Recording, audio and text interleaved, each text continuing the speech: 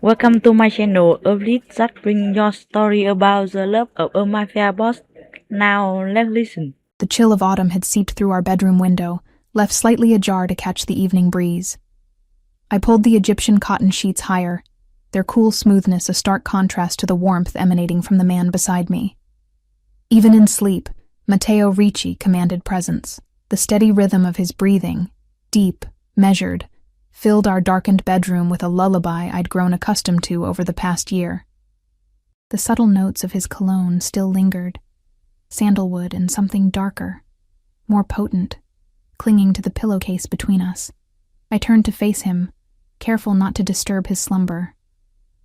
Moonlight filtered through the curtains, casting silver shadows across the sharp planes of his face. The strong jawline now relaxed, the ever-vigilant eyes hidden beneath heavy lids.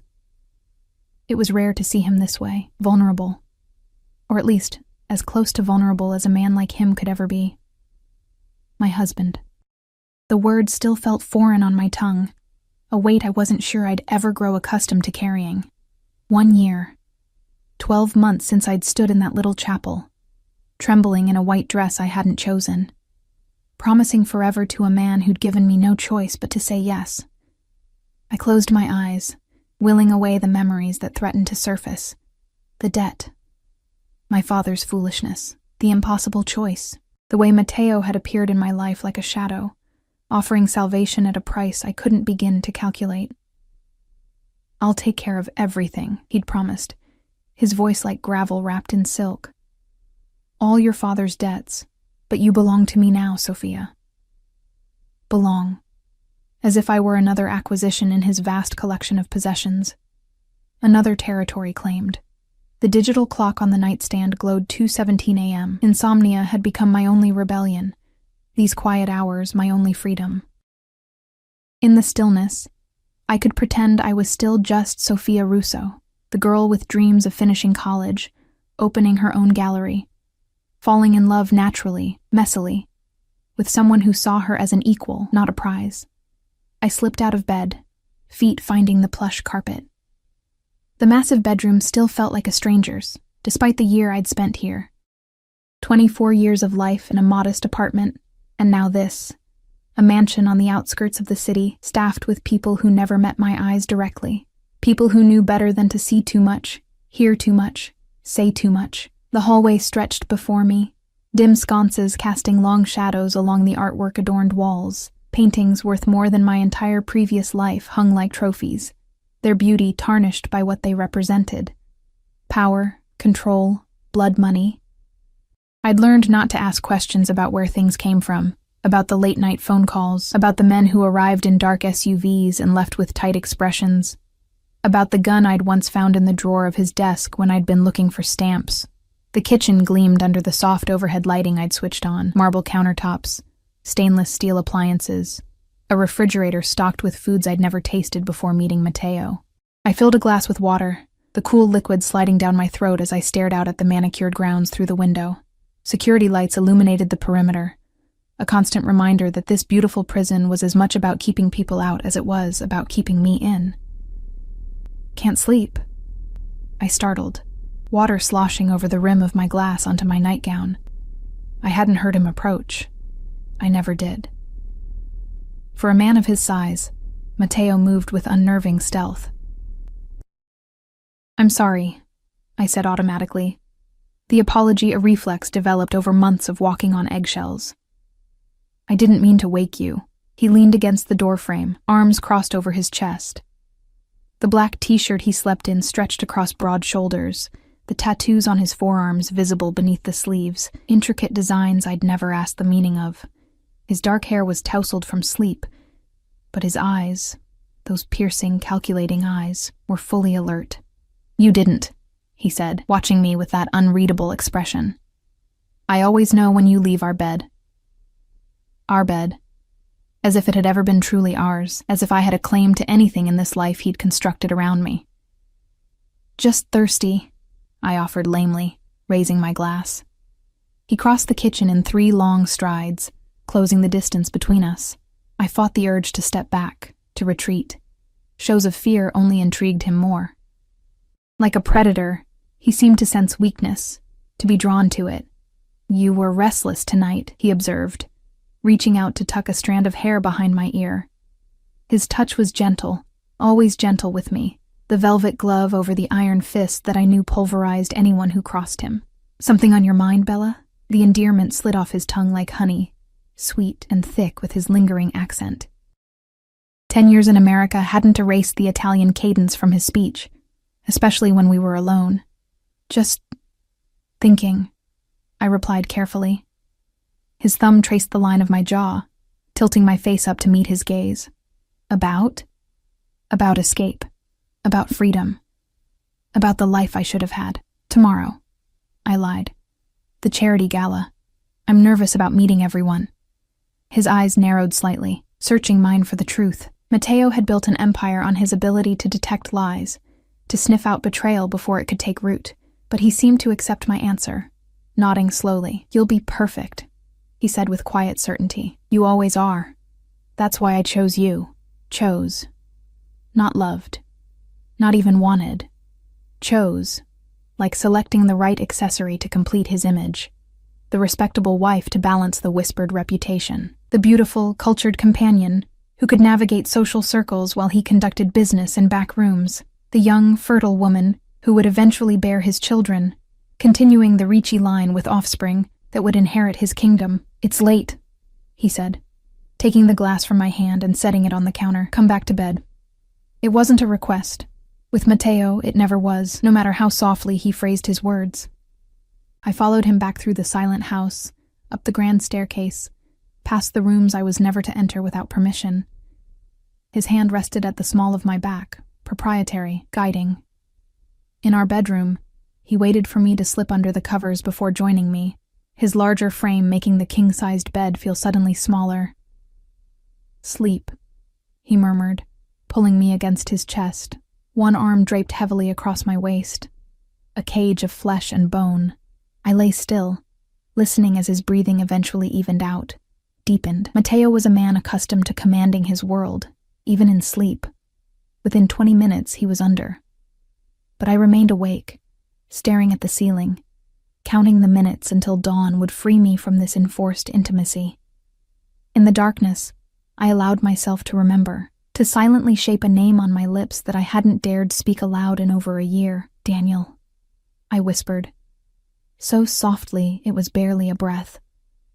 Beside me, I felt Matteo's body stiffen imperceptibly. The rhythm of his breathing changed for just a moment, a slight hitch, a pause too perfect to be natural, before resuming its steady cadence. My heart stuttered in my chest, a cold wave of fear washing over me. He was awake. Had been awake. Had heard. But he didn't move, didn't speak, didn't tighten his grip or demand an explanation. And somehow that terrified me more than any reaction could have. The next morning dawned with a chill that had nothing to do with the October weather. I woke alone, the impression of Matteo's body still visible on the mattress beside me. The shower ran in the ensuite bathroom, steam curling beneath the door. I sat up slowly, fragments of the night before rushing back. The whispered name, the momentary tension in his body, the calculated pretense of sleep that followed. Panic clawed at my throat. In the year I'd been married to Matteo Ricci, I'd learned that his silence was far more dangerous than his anger, his patience more terrifying than any immediate retribution. I slid out of bed, moving to the window. Below, the grounds of our estate stretched out, manicured gardens, the glimmering pool, the guest house where Alberto, Matteo's right hand, stayed when he wasn't handling business in the city. Beyond that, the high walls topped with discreet security systems that Matteo had assured me were for my protection. I'd never felt less protected in my life. The bathroom door opened, releasing a cloud of fragrant steam. Matteo emerged with a towel wrapped around his waist, water droplets still clinging to his broad chest. The tattoo over his heart, a stylized crown with 5 points, seemed especially stark against his olive skin in the morning light. "Good morning," I managed, my voice steadier than I felt.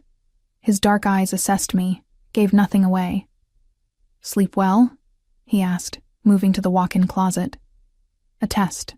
The first of many, I suspected. Yes, I lied, like a stone. He selected a suit, charcoal gray, custom-tailored to his powerful frame. The gala is at 8. Alessandra will be here at 4 to help you prepare. The dress I selected is being delivered this morning. I nodded, watching as he dressed with methodical precision. Matteo never rushed, never seemed hurried. He moved with the confidence of a man who knew the world would wait for him. I have meetings today, he continued, sliding gold cufflinks into place, tiny lion's heads, his family's symbol. I'll be back by 6 to escort you. Another nod. What else could I offer? Disagreement wasn't an option in this household. He approached me then, fully dressed now except for his jacket. The transformation was complete, from the man who slept beside me to Don Matteo Ricci, whose name I'd overheard whispered in fearful tones. He cupped my face in his hands, thumbs brushing my cheekbones. You look tired, Bella, he said softly. Perhaps a nap before tonight? I need you radiant. There will be important people watching. There were always people watching, his people, positioned throughout our lives under the guise of staff, security, friends. The young gardener who tended the roses but whose eyes tracked my every move when I walked the grounds. The housekeeper who reported my phone calls, my visitors, my mail. The driver who took me only to approved destinations and waited, always waited, to return me to this golden cage. I'll rest, I promised. His lips brushed mine, a feather-light touch that nonetheless felt like ownership. Perfect, he murmured against my mouth. Then he was gone, the bedroom door closing quietly behind him. I stood frozen until I heard the distant sound of the front door, the purr of the Bentley's engine as it carried him away. Only then did I allow my legs to give way, sinking onto the edge of the bed as the reality of my situation crystallized with terrifying clarity. He knew.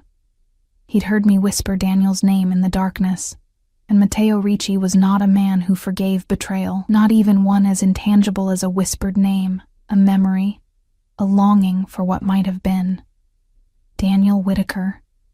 My professor at the university, 10 years my senior but with kind eyes that crinkled when he smiled. The man I'd been secretly seeing before my father's gambling debts had caught up with us, before Matteo had materialized in our lives, offering a devil's bargain, my hand in marriage in exchange for erasing the substantial sum my father owed to people who didn't extend payment plans or second chances. I hadn't even been allowed to say goodbye. One day I was planning a future with Daniel. The next, I was engaged to a stranger whose reputation preceded him like a shadow. By the time Daniel returned from his conference in London, I was already wearing Matteo's ring, already installed in this mansion, already bound by vows that had felt like shackles. The dress arrived at 10, a shimmering midnight blue creation that probably cost more than a year's tuition at the university I'd been forced to leave. Alessandra followed at 4, as promised. A severe woman with skillful hands who transformed me into the version of Sofia Ricci that Matteo wanted displayed tonight. Elegant, sophisticated, the perfect accessory to his power. The diamond set, she said, opening the velvet case that held the necklace and earrings Matteo had given me on our wedding day. Don Ricci was very specific. Of course he was. The diamonds were substantial, ostentatious even, a visible price tag around my neck, a gleaming reminder of my status as both possession and investment. By the time Matteo returned, I had been polished to perfection, hair swept into an elegant updo, makeup enhancing but not overpowering my features, the blue dress hugging curves that had filled out slightly since our wedding. A year of chef-prepared meals and enforced leisure had softened the body that had once been toned from working part-time as a barista while attending university. Beautiful, Matteo murmured when he saw me waiting in the foyer. His eyes traveled the length of my body, possessive and approving. You exceed my expectations, as always. He stood before me in a tuxedo that emphasized his powerful build, shoulders broad beneath the perfect tailoring, the white of his shirt a stark contrast against his tanned skin. At 42, Matteo Ricci was in his prime, silver just beginning to thread through the dark hair at his temples, lending him an air of distinguished authority. The diamonds, he noted, stepping closer to adjust the necklace, his fingers brushing against my collarbone. They suit you. His touch lingered, warm against my skin. I fought the urge to step back, to to break contact. Instead, I smiled, the expression practiced to perfection over the past year. "Thank you," I said quietly. "They're beautiful. Not as beautiful as the woman wearing them." His thumb traced the line of my jaw. "Remember what I told you about tonight?" I nodded, reciting the instructions he'd given me last week. "Stay by your side unless you indicate otherwise. Speak when spoken to. No alcohol beyond a single glass of champagne. No discussions of business or family matters." A smile curved his lips, approval warming his gaze. My perfect wife. The word hung between us, wife, laden with expectations and boundaries that had been made clear from the beginning. My role was defined, my purpose explicit, to be the respectable face of the Ricci family, to soften Matteo's intimidating presence in legitimate circles, to eventually bear children who would inherit his empire. What remained unspoken was the other aspect of his world, the businesses that operated in shadows, the meetings that took place behind locked doors, the phone calls that he took in his study with orders that he not be disturbed. I had learned quickly not to ask questions. Curiosity was not a virtue Matteo appreciated in his wife. The drive to the city took place in relative silence, the Bentley gliding through traffic as Alberto navigated with practiced efficiency. I watched the landscape change through tinted windows, our secluded estate giving way to suburbs, then the glittering skyline of downtown. Matteo spent most of the journey on his phone, speaking in rapid Italian that I could only partially understand despite my year of intensive lessons with the tutor he'd hired. I caught fragments, something about a shipment, concerns about security, a name mentioned with particular vehemence. I kept my expression neutral, gazing out the window as if the muffled conversation held no interest for me. Another skill I'd perfected, strategic deafness. The gala was being held at the Whitmore Hotel, one of the oldest and most prestigious venues in the city. As we pulled up to the entrance, I recognized the familiar sequence of events about to unfold. Alberto would exit first, opening Matteo's door. Matteo would emerge, buttoning his jacket with unhurried confidence, before extending his hand to help me out. There would be photographers, some from society pages, others working for less official publications with a keen interest in the comings and goings of a man like Matteo Ricci. "Ready, Bella?" Matteo asked, his hand already reaching for mine. I placed my fingers in his, allowing him to guide me from the car onto the red carpet that led to the hotel's grand entrance. The October air was crisp against my exposed shoulders, but I didn't shiver. Matteo disliked displays of weakness in public. "Mr. Ricci," a photographer called from behind a velvet rope. "Mrs. Ricci, over here, please." Matteo's arm slid around my waist, pulling me against his side in a gesture that appeared affectionate to observers, but felt like a reminder to me. His fingers splayed possessively against the small of my back as we paused, allowing a carefully measured moment for photographs. His smile didn't reach his eyes. It never did in these situations, but it was convincing enough for the cameras. We proceeded into the hotel's grand ballroom, a cavernous space transformed for the evening with cascading floral arrangements and twinkling lights that mimicked the night sky. The charity gala was ostensibly raising funds for children's education, a cause that Matteo supported generously, part of the carefully cultivated public image that provided cover for his other enterprises. "Matteo!" A silver-haired man approached, hand extended. "Excellent to see you, and this must be the lovely wife I've heard so much about." "Senator Caldwell," Matteo greeted him, his voice warming with practiced charm. "Indeed, this is my Sophia. Sophia, darling. Senator Caldwell sits on the Committee for Financial Oversight." I offered my hand and the practiced smile. "It's a pleasure to meet you, Senator." "The pleasure is all mine, Mrs. Ricci. I must say, Matteo keeps you quite hidden away. This is your first public appearance in what, 3 months?" I felt Matteo's hand tighten slightly at my waist. "My wife values her privacy," he said smoothly, "and I value her comfort. We prefer our quiet life outside the city."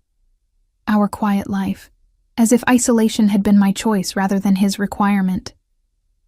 The evening proceeded as these events always did. A carousel of introductions to people whose names I memorized and promptly categorized. There were those Matteo genuinely respected, those he merely tolerated for business purposes. and those he approached with a particular gleam in his eye that I had learned to recognize as dangerous.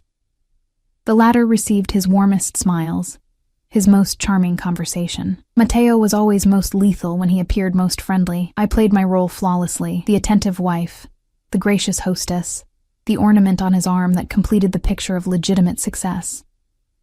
I laughed at the right moments, showed appropriate interest in conversations about charity work and city politics, accepted compliments about my dress, my jewelry, my beauty, with demure thanks. "Would you excuse us, gentlemen?" Matteo said eventually, his hand returning to the small of my back. "I believe they're about to begin serving dinner." He guided me through the crowd, toward our assigned table near the front of the room. I recognized several faces already seated: the mayor and his wife, a prominent judge, the owner of the city's largest construction company, and his much younger spouse, who offered me a look of understanding that bordered on pity. "You're doing well," Matteo murmured close to my ear as he held my chair. "The senator was quite taken with you." I settled into my seat, arranging the midnight blue fabric of my dress. "He seemed nice." "He's corrupt to the bone," Matteo replied with quiet amusement, taking his own seat beside me. "But useful." The first course was being served when I saw him. Daniel.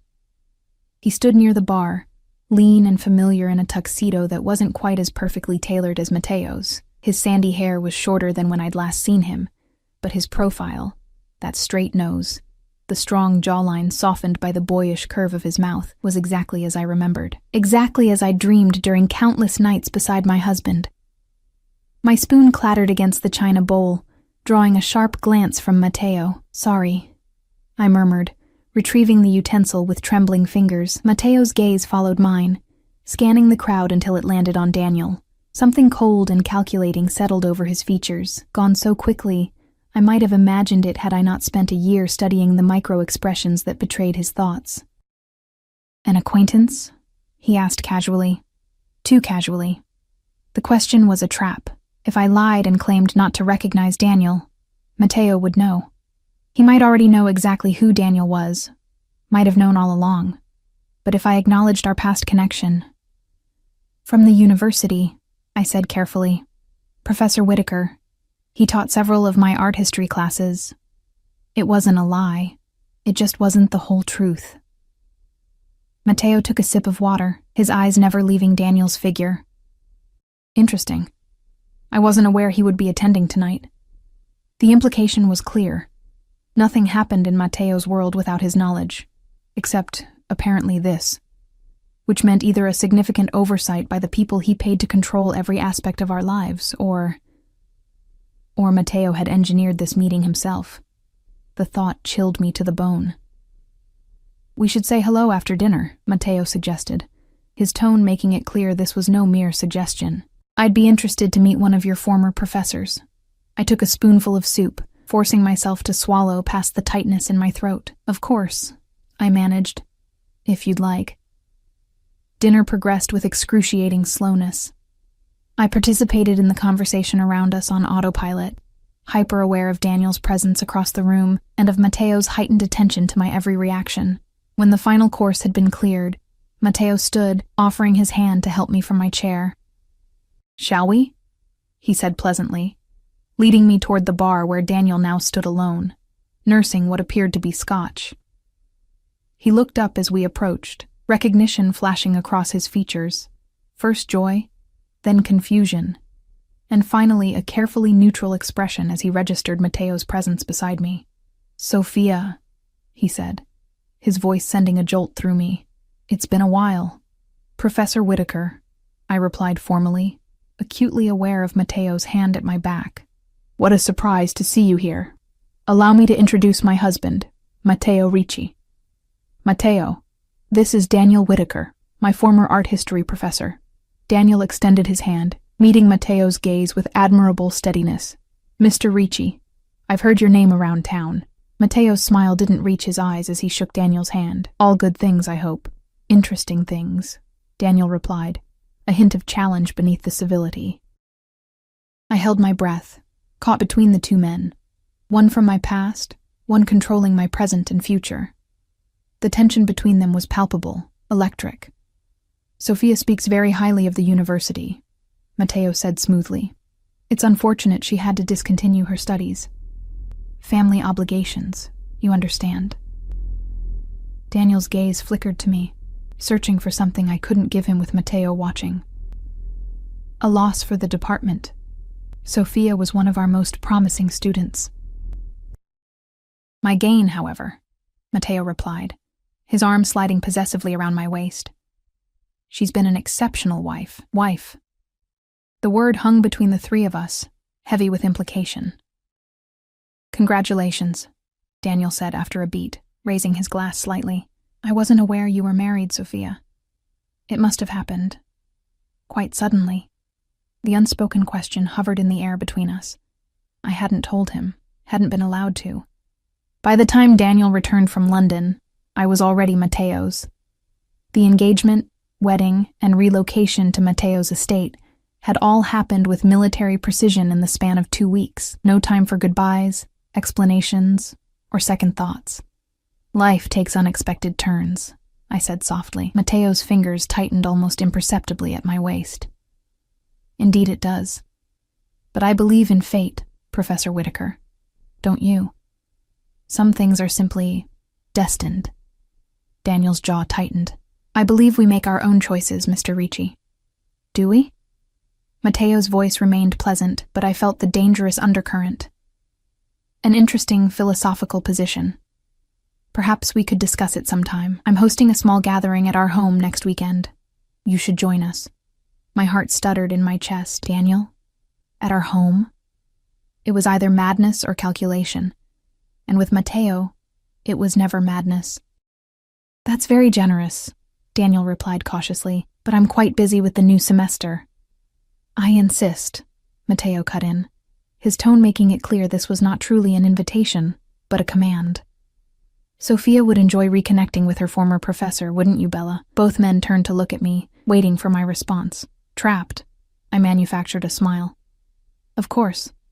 It would be lovely. Then it's settled, Matteo said with finality. Saturday, 7 o'clock. My assistant will contact you with the details. Daniel hesitated, then nodded once. I look forward to it. As do I, Matteo replied, his smile not reaching his eyes. Now, if you'll excuse us, I believe they're about to begin the auction. It was a pleasure meeting you, Professor. He guided me away, his grip on my waist unyielding. As we walked back toward our table, I risked a glance over my shoulder. Daniel was watching us go, his expression unreadable from this distance, but his posture rigid with tension. He seems devoted to his students, Matteo observed casually as we reached our seats. Particularly you. There it was. The trap closing. I chose my words with extreme care. He was an excellent teacher, very encouraging of all his students. Matteo held my chair, leaning close as I sat. And what exactly did he encourage in you, I wonder? His breath was warm against my ear. The question delivered in a tone that might have sounded playful to anyone else. But I knew better. The game had begun, and Matteo was always 10 moves ahead. The drive home was silent, the space between us and the back seat of the Bentley charged with unspoken tension. Matteo stared straight ahead, one hand resting casually on his thigh, the other holding his phone, though the screen remained dark. I kept my gaze fixed on the passing streetlights, their glow illuminating the interior of the car in rhythmic pulses. You're quiet, he finally said, as we passed through the iron gates of our estate. I turned to him, careful to keep my expression neutral. Just tired. It was a long evening. His eyes, so dark they appeared almost black in the dimness, studied my face. Did you enjoy seeing your professor again? There it was. The question that wasn't really a question at all, but a test. With Matteo, every conversation was layered with meanings beneath meanings. It was unexpected, I replied truthfully. Life is full of unexpected moments, he said, his Italian accent becoming more pronounced as it always did when emotions ran high beneath his controlled exterior, like hearing your wife whisper another man's name in the darkness. My breath caught in my throat. The pretense was over. Matteo! Not here. He cut me off smoothly as the car came to a stop before the front entrance. Inside. Alberto opened the door, his face impassive as always. I stepped out, legs unsteady beneath me, the weight of what awaited inside pressing down on my shoulders like a physical burden. Matteo followed, nodding once to Alberto before placing his hand at the small of my back to guide me up the steps and through the massive oak doors. The house was quiet, the staff having been dismissed for the evening as was customary when we attended events. Only the security detail remained, positioned discreetly around the perimeter of the property, invisible but omnipresent. "Your jewelry," Matteo said once we were in our bedroom, gesturing to the diamonds still adorning my neck and ears. "Take it off." I obeyed, fingers trembling slightly as I removed the earrings first, then reached behind my neck to unclasp the necklace. He watched me, expression unreadable, as I placed the pieces carefully in their velvet-lined box. "Now," he said, removing his bow tie with unhurried precision, "explain to me why my wife whispers another man's name in our bed." The directness of the question stripped away any possibility of evasion. I stood before him in my midnight blue gown, the diamonds removed but their phantom weight still present around my throat. "It was nothing," I attempted weakly.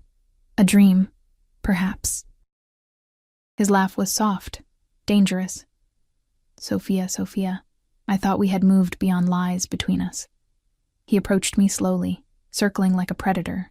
I remained still, knowing from experience that attempts to retreat only provoked him further.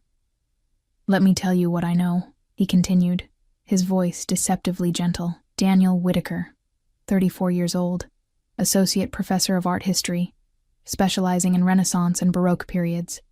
Divorced, no children. Lives alone in an apartment downtown that costs more than his university salary should allow." He paused directly behind me, his breath warm against my bare shoulder. "Published several well-received papers. Currently working on a book about patronage in 16th century Florence." My heart hammered in my chest. The level of detail in his knowledge could mean only one thing. He'd had Daniel investigated thoroughly. "But what the investigators couldn't tell me," Matteo continued, moving to face me again, "was what exactly he was to my wife before she became mine." The possessive emphasis on mine sent a shiver down my spine. "A teacher," I whispered. "He was my teacher." Matteo's hand rose to cup my cheek, the touch deceptively tender. "And what else, Sophia? What aren't you telling me?" I closed my eyes, unable to meet his penetrating gaze. "We were close." "Close," he repeated, the word dripping with skepticism. "Define close for me, Bella." There was no escaping this interrogation.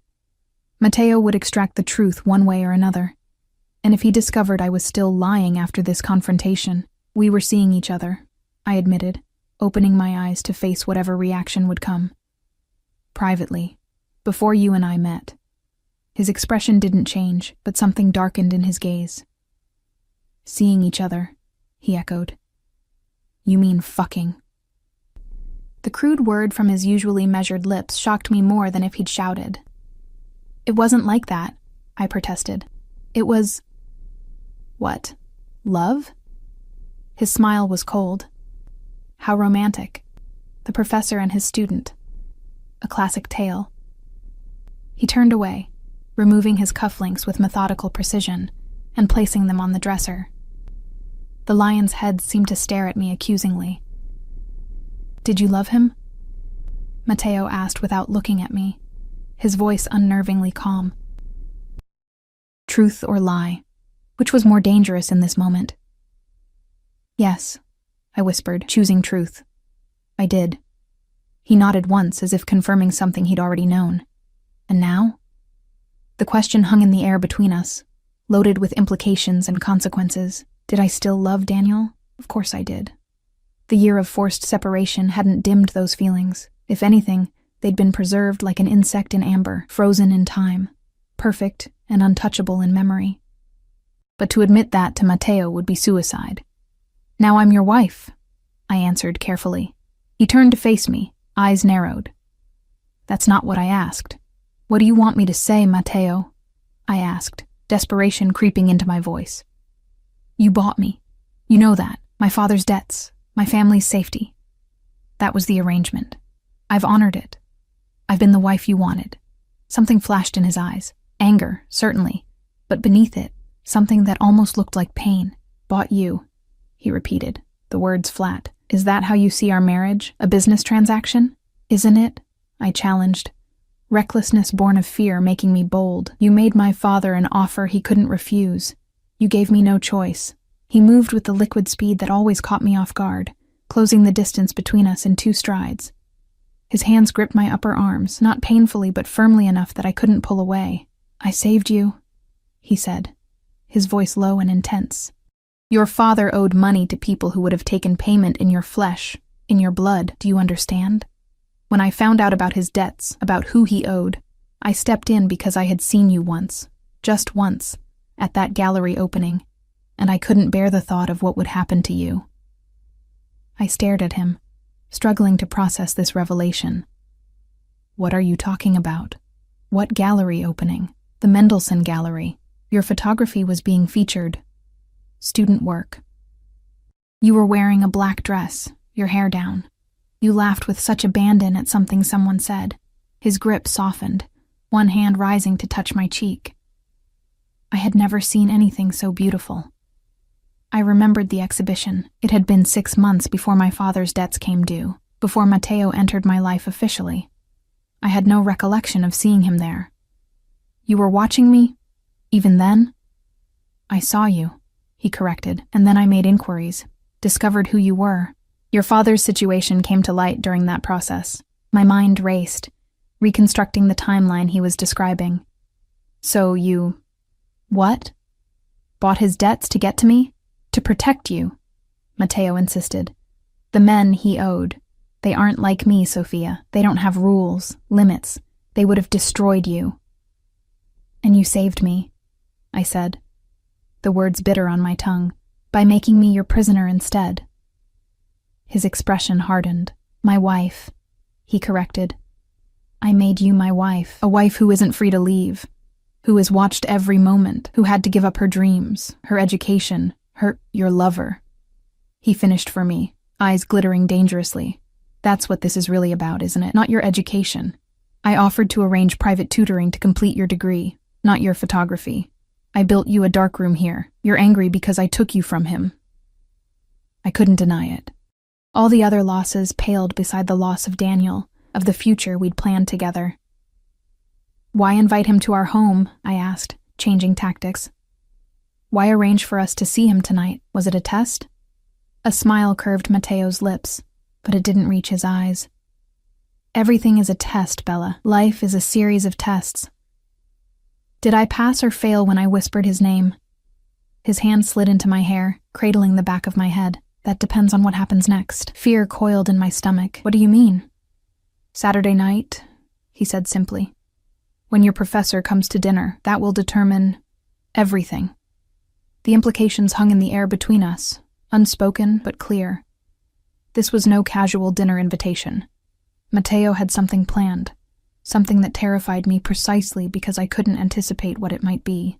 Please, I whispered, my hand rising to touch his chest, feeling the steady beat of his heart beneath expensive fabric. Don't hurt him. He doesn't deserve that. Something dark passed over Matteo's features. Deserve, he repeated, the word laden with contempt. What do any of us truly deserve, Sophia? I didn't deserve to watch my father die when I was 12. You didn't deserve a father who gambled away your safety.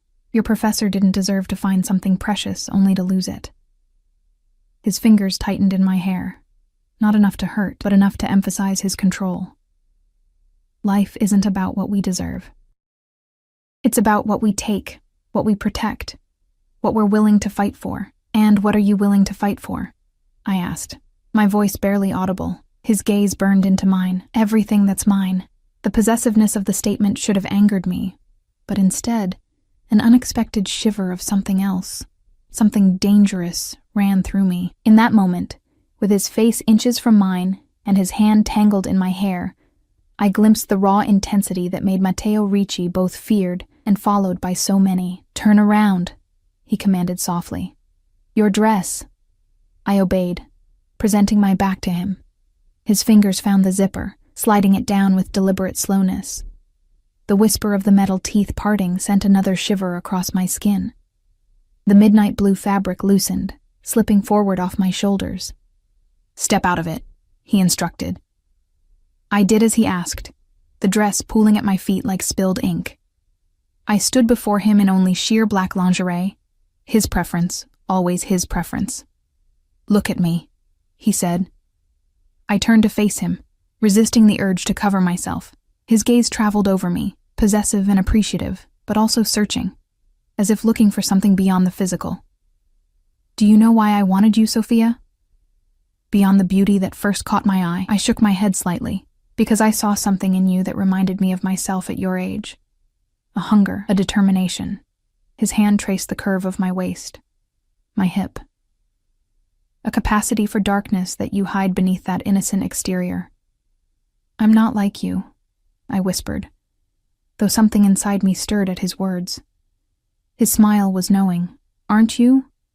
The woman who stands before her husband in the lingerie he selected while whispering another man's name in the dark? There's a certain duplicity there that suggests otherwise. Shame and defiance warred within me. "What do you want from me, Matteo? Really want?" "Everything," he said simply.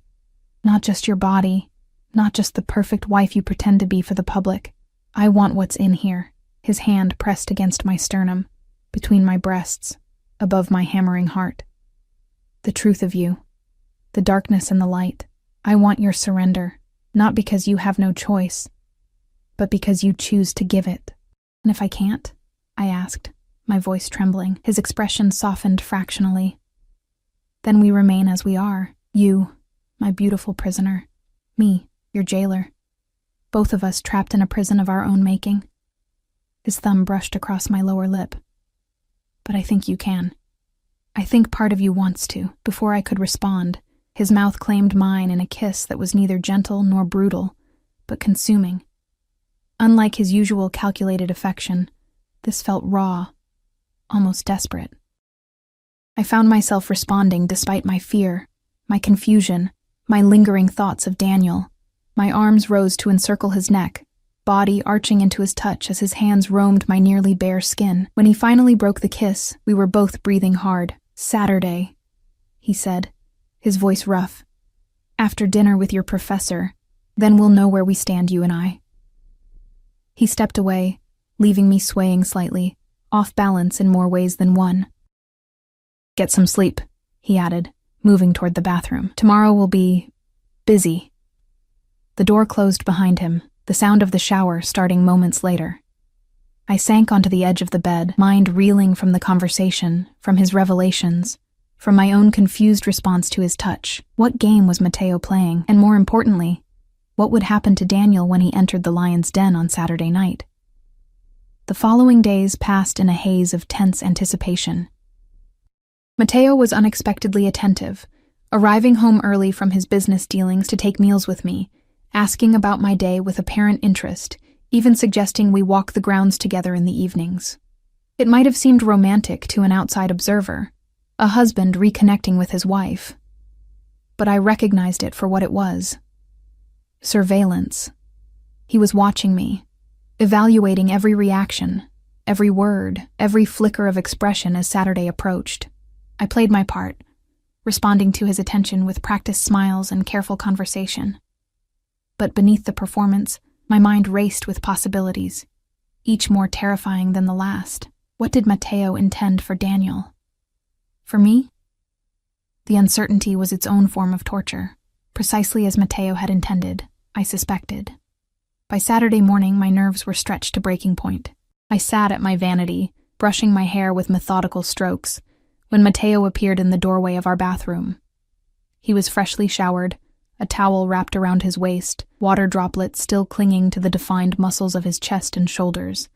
The crown tattoo above his heart seemed to watch me through the mirror's reflection.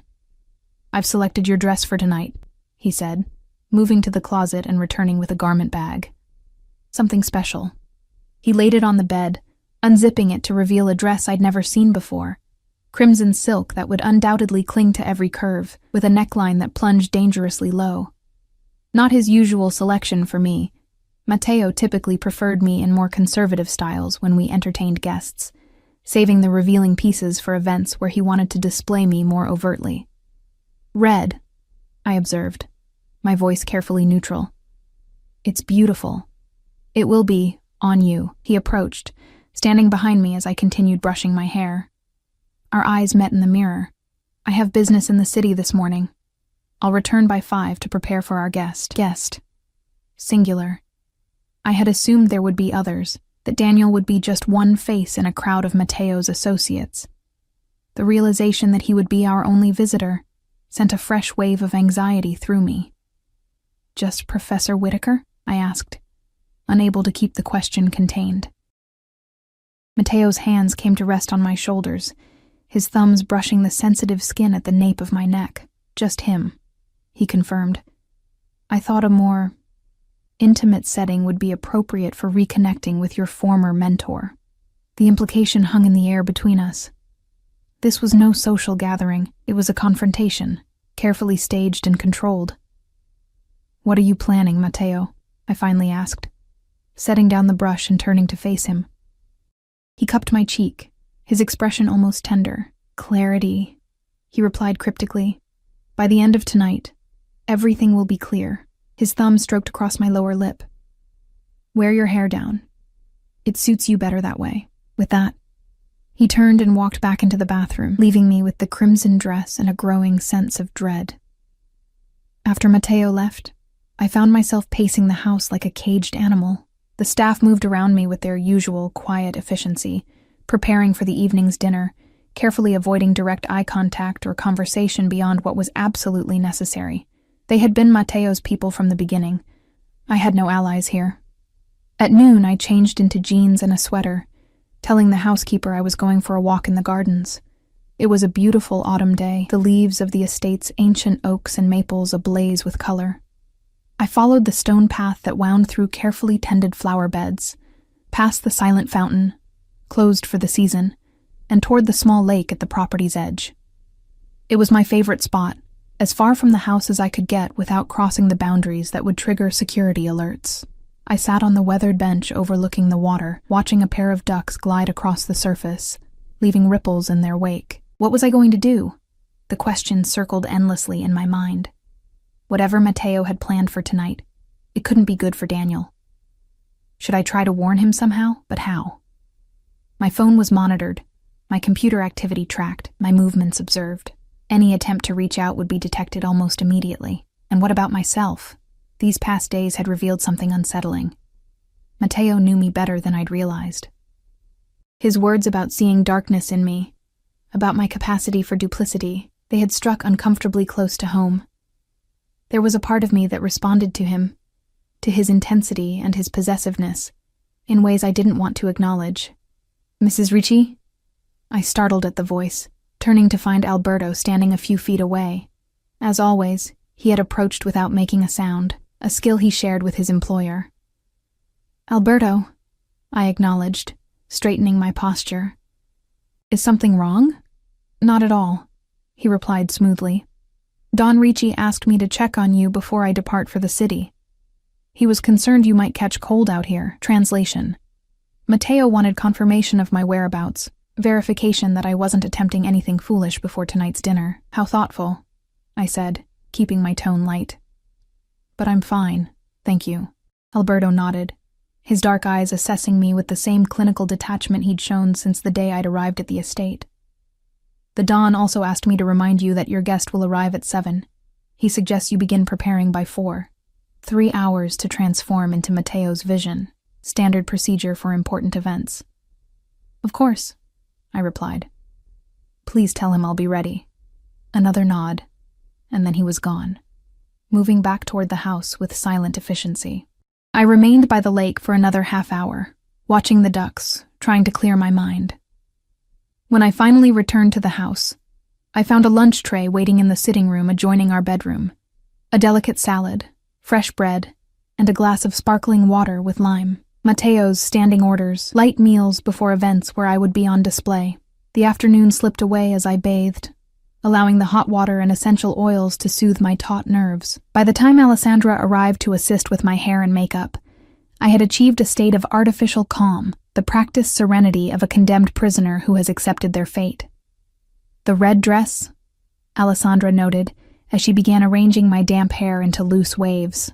A bold choice. It was the closest thing to personal commentary I'd ever heard from her. I met her eyes in the mirror. "Matteo's choice," I corrected quietly. Something flickered across her usually impassive features, understanding, perhaps even sympathy. But it was gone in an instant, replaced by professional focus as she continued her work. By the time Matteo returned at 5, I was nearly ready, my hair falling in glossy waves past my shoulders, my makeup more dramatic than usual with smoky eyes and crimson lips that matched the dress I had yet to put on. He paused in the doorway of the dressing room, his gaze traveling over me appreciatively. "Beautiful," he murmured, crossing to kiss my bare shoulder. "Put on the dress. I want to see you in it before I shower." I slipped into the silk garment, the fabric cool against my skin as it slid into place. As I'd suspected, it clung to every curve, the neckline dipping low between my breasts, the slit along one side revealing a glimpse of thigh with each step. Matteo circled me slowly, his expression unreadable. "Perfect," he said finally, his finger tracing the edge of the neckline, sending a shiver across my skin. "One more thing." He withdrew a small box from his pocket, opening it to reveal a necklace I'd never seen before. A ruby pendant surrounded by diamonds, suspended on a delicate platinum chain. "Turn around," he instructed. I obeyed, lifting my hair as he fastened the necklace around my throat. The pendant nestled in the hollow between my collarbones, its weight both substantial and delicate. "There," he said, turning me back to face him. "Now you're ready." "For what?" I asked, unable to stop myself. His smile was enigmatic. "For whatever the evening brings, Bella." He brushed a kiss across my lips, careful not to smudge the crimson color. "Wait for me downstairs. I won't be long." Precisely at 7, the security system announced a vehicle at the gate. I stood in the grand foyer beside Matteo, who had dressed with his usual impeccable taste in a charcoal suit that emphasized his powerful build. His hand rested at the small of my back, warm through the thin silk of my dress. "Smile, Sophia," he murmured as the front door opened to admit Daniel. "Your professor has arrived." Daniel stepped into the foyer, momentarily faltering when he saw us standing there, a perfect tableau of martial harmony. He had dressed well for the occasion, a navy suit that fit his lean frame nicely, though it lacked the bespoke perfection of Matteo's attire. In his hand, he held a bottle of wine. "Professor Whitaker," Matteo greeted him, stepping forward with outstretched hand. "Welcome to our home." Daniel shook the offered hand, his gaze flickering between Matteo and me. "Thank you for the invitation," he replied, his voice steady despite the tension evident in his posture. "I brought this." He offered the wine, an expensive vintage, I noted. Daniel had clearly done his research. "Thoughtful," Matteo commented, examining the label with approval before passing the bottle to the waiting staff member who had materialized silently beside him. "Sophia, darling, won't you greet our guest?" I moved forward, hyper-aware of both men watching me. "Daniel," I said, the name feeling strange on my tongue after so long. "It's good to see you." He smiled, the familiar expression sending a pang through my chest. "You look well, Sophia," he replied, his eyes communicating far more than his careful words. "The red suits you." "A recent acquisition," Matteo interjected smoothly, his hand returning to the small of my back. "Shall we move to the sitting room? Dinner will be served in half an hour." He guided us through the house, playing the gracious host as he pointed out architectural features and artwork to Daniel, who responded with appropriate appreciation. I walked beside my husband, acutely aware of Daniel's presence just steps behind us, of the surreality of having these two parts of my life, past and present, occupying the same space. The sitting room was prepared for our arrival, a fire crackling in the massive stone fireplace, lights dimmed to a warm glow, 3 crystal glasses arranged on the antique sideboard beside a decanter of amber liquid. "Scotch?" Matteo offered, already moving to pour. 18 years old, from a small distillery in the Highlands. A personal favorite. "Thank you." Daniel accepted, taking the offered glass.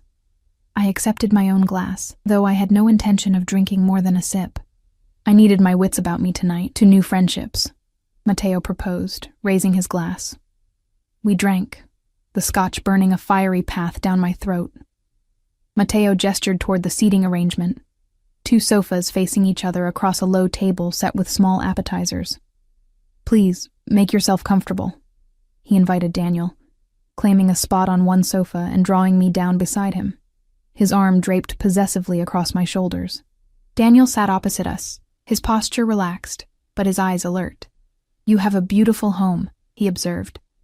Quite a distance from the city. Sophia prefers the tranquility, Matteo replied smoothly.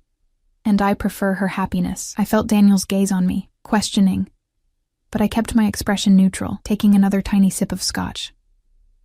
So, Professor, Matteo continued, Sophia tells me you specialize in Renaissance art, a fascinating period. Yes, Daniel agreed, seeming relieved at the shift to safer conversational ground. The intersection of art, politics, and patronage during that era has been my focus for several years now. Patronage, Matteo repeated, swirling the liquid in his glass. The relationship between power and creation. I've always found that dynamic instructive. How so? Daniel asked, a hint of wariness entering his tone. Matteo smiled. The greatest art often emerges from constraint, wouldn't you agree? The patron sets boundaries, provides resources, creates the environment in which the artist can flourish, within certain parameters, of course. The metaphor wasn't subtle. I tensed beneath Matteo's arm, feeling the conversation moving into dangerous territory. Some would argue true art requires freedom, Daniel countered, his eyes briefly meeting mine. Freedom is overrated, Matteo replied, his voice pleasant, but his grip on my shoulder tightening slightly. Structure, protection, guidance, these are what allow talent to reach its full potential. Without them, even the most gifted individuals can lose their way. The subtext hung heavy in the air between us. Daniel's jaw tightened almost imperceptibly, but he maintained his composure. An interesting perspective, he said carefully, though perhaps somewhat outdated in modern contexts. Matteo's laugh was genuine, if cold. I've always found the distinction between outdated and timeless to be largely a matter of perspective, Professor. Some traditions endure because they work, because they speak to something fundamental in human nature. Before Daniel could respond, a staff member appeared at the doorway. Dinner is served, sir.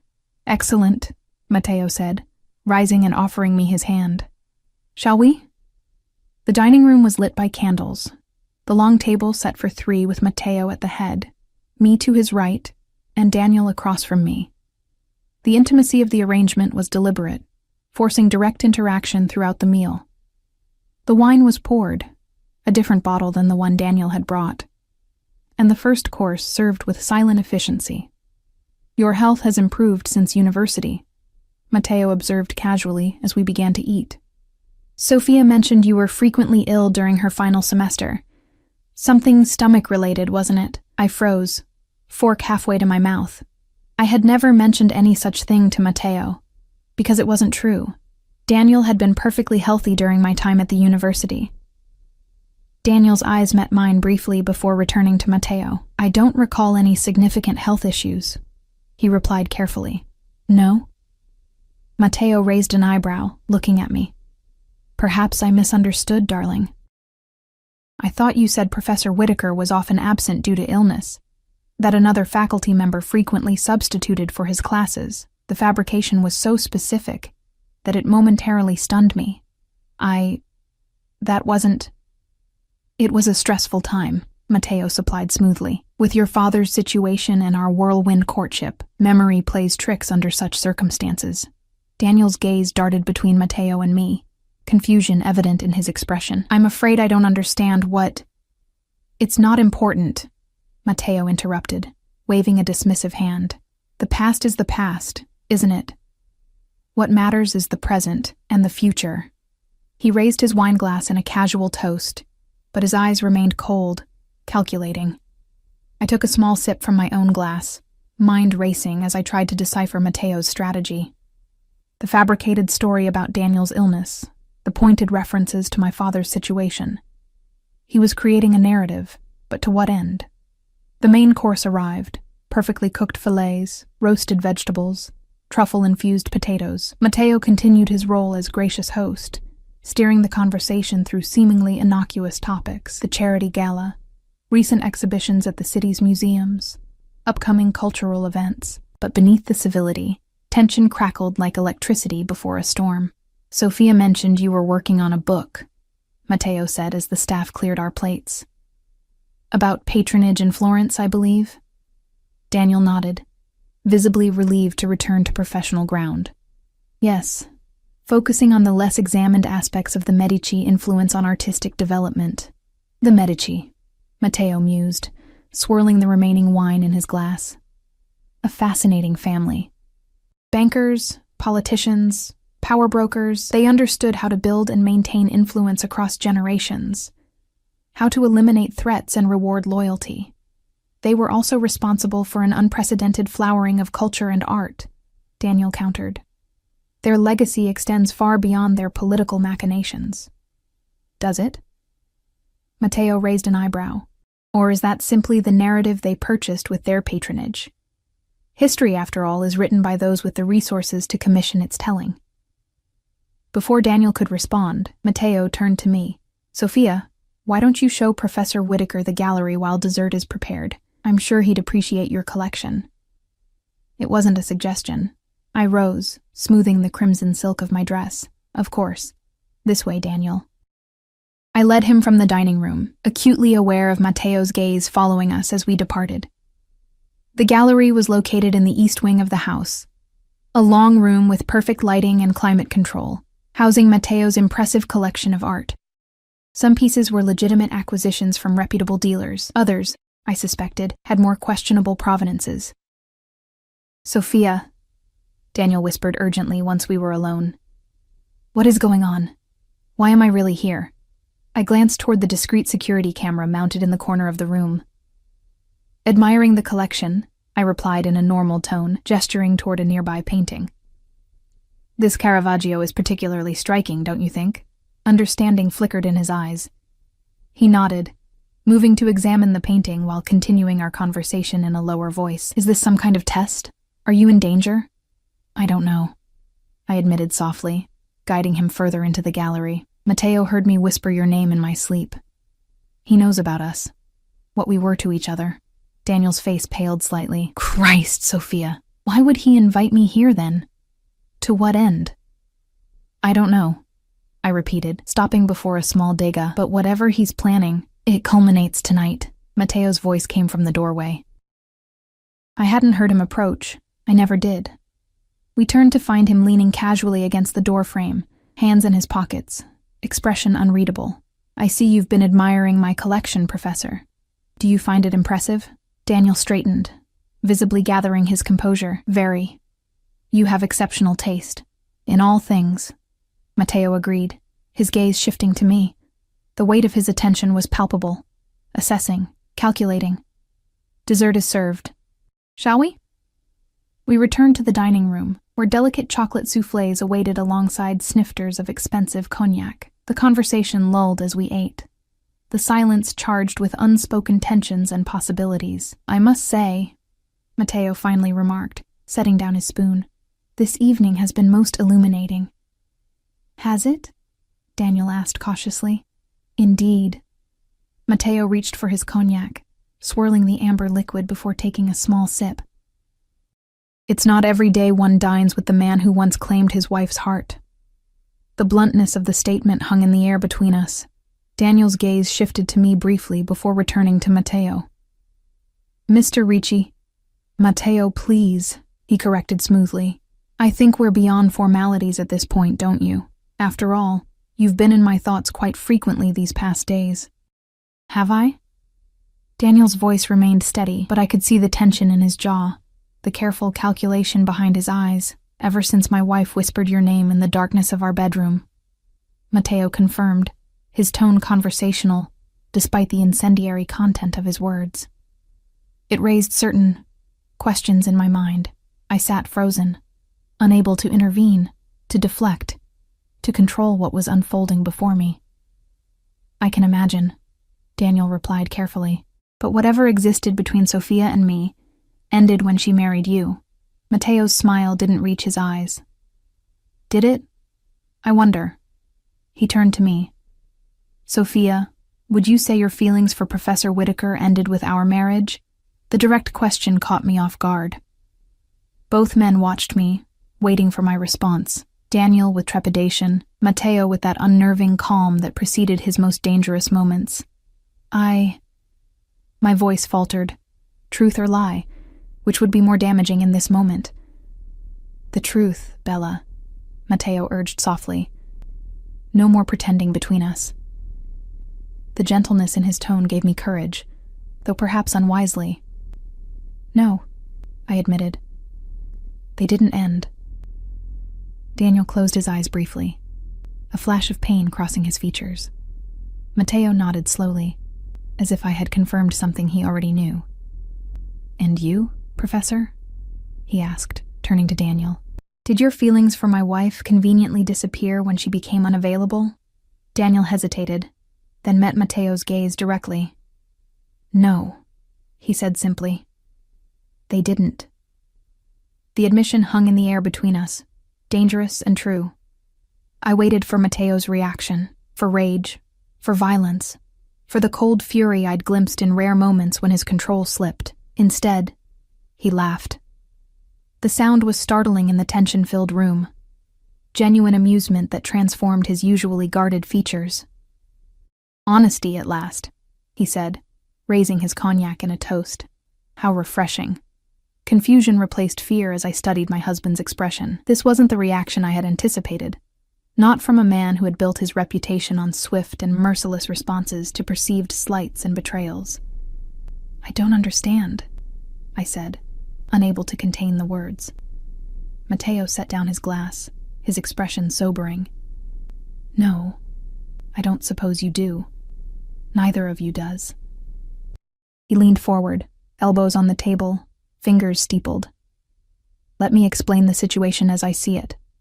I have a wife who loves another man. This presents a problem for me. Daniel tensed, perhaps expecting the conversation to take a threatening turn. But Mateo continued in the same measured tone. I have considered various solutions to this problem over the past week, he said. The most obvious would be to eliminate the rival. His gaze shifted to Daniel. A simple matter, from a practical standpoint. The casual reference to murder sent ice through my veins. I opened my mouth to protest, but Mateo raised a hand to silence me. But this solution has certain drawbacks, he continued, chief among them being that it would virtually guarantee my wife's eternal hatred.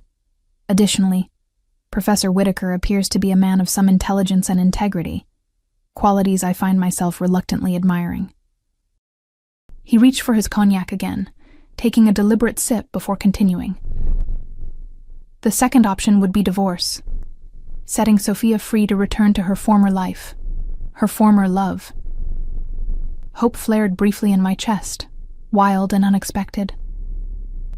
This option, however, presents its own complications, Mateo added. I am not a man who relinquishes what belongs to him. More importantly, I have grown attached to my wife.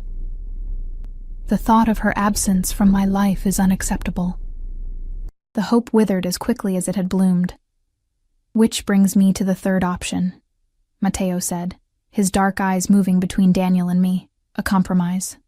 What kind of compromise could possibly exist in this situation? Daniel asked, breaking his careful silence. Mateo smiled. That depends entirely on how open-minded the parties involved are willing to be. Understanding dawned slowly, followed by disbelief. You can't be serious, I whispered. Perfectly serious, Mateo replied. I am a businessman at heart, Sophia. I recognize when a situation calls for negotiation rather than force. You're suggesting... Daniel began, then stopped, apparently unable to articulate the implication. I'm suggesting an arrangement, Mateo confirmed, one that allows Sophia to maintain her connection with you under certain controlled circumstances, while remaining my wife in all public and legal respects. The proposal hung in the air between us, outrageous and unexpected. I stared at my husband, searching his expression for some sign that this was a trap, a test, a prelude to something more sinister, but but his gaze was steady, his demeanor calm. "Why would you offer this?" I finally asked. "It goes against everything I know about you. Your possessiveness, your control." Something vulnerable flickered briefly across his features. "Because I want something I cannot take by force, Sophia. I want your heart." He reached across the table, his fingers brushing mine, and I have come to realize that perhaps the path to gaining it is not through further constraint, but through a different kind of possession, one freely given. "I don't understand," I repeated. "Don't you?" He challenged gently. "Think about what I'm offering. Freedom within boundaries, choice within structure, the ability to maintain your connection with Daniel, to explore what might have been, but with the safety and security of my protection, my name, my resources." "And what do you get from this arrangement?" Daniel asked, his tone skeptical. Mateo's gaze remained fixed on me. "The possibility of winning what I truly want, through patience rather than force, and in the meantime, a wife who might come to me willingly rather than out of obligation, who might eventually see beyond the monster to the man." The vulnerability in his voice caught me off guard. For the first time since our marriage, I glimpsed something beneath Mateo's carefully maintained facade, a loneliness that mirrored my own, a hunger for connection that transcended physical possession. "And if I refuse?" Daniel asked quietly. Mateo's expression hardened slightly. "Then you walk away tonight unharmed, with the understanding that any attempt to contact Sophia in the future will have serious consequences. She remains my wife, and you remain a memory." The choice hung before us, impossible and surreal. Daniel looked at me, 1,000 questions in his eyes. "What do you want, Sophia?" he asked softly. What did I want? The question echoed in my mind, deceptively simple, yet impossibly complex. Did I want freedom? Safety? Love? Could I trust Mateo's offer, or was it merely another form of control, more insidious for its illusion of choice? I looked at the two men before me, Daniel, with his honest eyes and the promise of what might have been, Mateo, with his dangerous power and the glimpse of vulnerability that had humanized him in my eyes for the first time. I began, then paused, gathering my courage. I want to try. This arrangement, something like triumph flashed in Mateo's eyes, quickly masked. Daniel studied me intently, perhaps searching for signs of coercion. Are you sure? He asked. I nodded slowly. Yes. I think I need to find out what's real, what's possible. Mateo raised his glass once more. To possibilities, then, he proposed. And to truth, however complex it may be. Daniel hesitated, then lifted his own glass. I joined them, the crystal catching the candlelight, as our glasses met in the center of the table. That night, as I lay beside Mateo in our bed, his breathing steady in sleep beside me, I allowed myself to whisper a different truth into the darkness, not a name this time, but a realization. I'm not a prisoner anymore, I murmured, the words barely audible. Or perhaps I've chosen my prison. Either way, the choice was mine. Beside me, Mateo's breathing changed subtly. A slight hitch, a pause. Then his arm slid around my waist, pulling me closer against his chest. Not a prison, Bella, he whispered against my hair. A kingdom. Our kingdom. His lips brushed my temple. Sleep now. Tomorrow is the first day of our new arrangement. As I drifted toward sleep in the circle of his arms, I realized with startling clarity that for the first time since our marriage, I felt something like peace, not happiness, not yet, but possibility, and perhaps in time, that would be enough.